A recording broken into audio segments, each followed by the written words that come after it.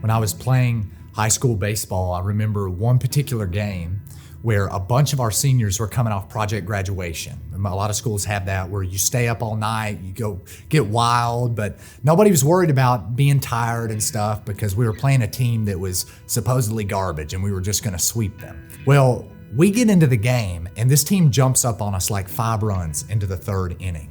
And everybody's just dragging and complaining about how tired they were. And at the top of the 4th, we were about to go up to bat, but the coach calls everyone in the dugout. And he walks up in there and he doesn't begin to sympathize with the fact that a bunch of our guys are tired. He doesn't feed those ideas of weakness that were already causing us to struggle and were already causing our tone on the field to be so lazy. He instead looked in at us and said, "Who are you? And why'd you show up today?" And he said, "You need to decide whether you want to get back in your car and go home or you want to go out and win this game." And it was like dynamite had gone off, completely changed it. I don't remember what happened. I just remember that we won the game. People started hitting the ball all over the field, and it was incredible what a change in mindset did. And that's baseball. And baseball doesn't matter. But we are those who know and follow Jesus.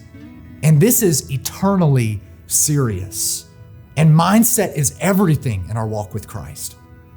At the end of 2 Thessalonians chapter 3, well, actually at the first, in verse 5, moving to the end, in verse 5 it says, "May the Lord direct your hearts to the love of God and the steadfastness of Christ."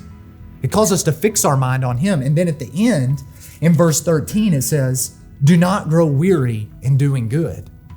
It's when we are fixed on the faithfulness of Jesus, the power of Jesus, the endurance of Jesus, that we are able to also endure and find energy and strength and motivation to continue forward. I know a bunch of you are struggling right now. I know that many are struggling in the spiritual disciplines, many are struggling with intentionality in relationships especially. And there are some things that are preventing those things. There's no doubt about it.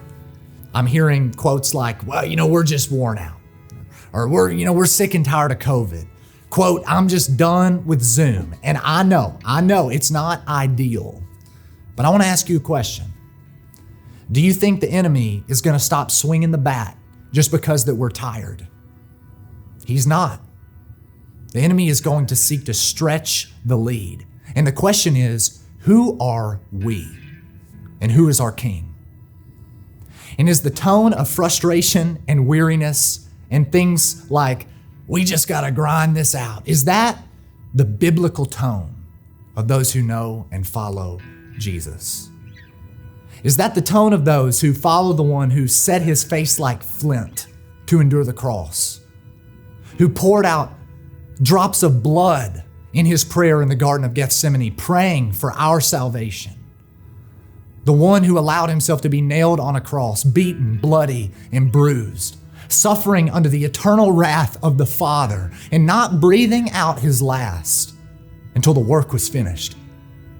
Jesus never once gave in to the comforts of this world, the temptations of the devil, the sufferings of his life, or the pains of death.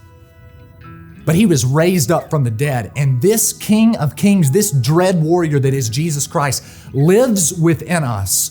What is our tone? What is our mission? Do we really believe that we would be willing to die for Jesus if we will not live for him while we are inconvenienced? Jesus said in the book of Luke, "He who is faithful in little is faithful in much." High view. How will we steward this time? The Great Commission is not on pause, nor is the power of Jesus on hold. But it has been given to us perfectly, always, continually, because of the blood that he has shed. It is time for us to be reminded, to be called to the dugout, to pick up our cross and follow him. This is a time of mission. This is a time where we can truly stand out in ways that people don't understand. when we take on a different tone, when we take on a disposition of excitement about life despite the circumstances, because we know Him who has secured our victory in the future, who gives us everything we need for life and godliness. Highview, do not grow weary of doing good. Let the Lord direct your heart to His love, to the steadfastness of Christ. It's time to play ball.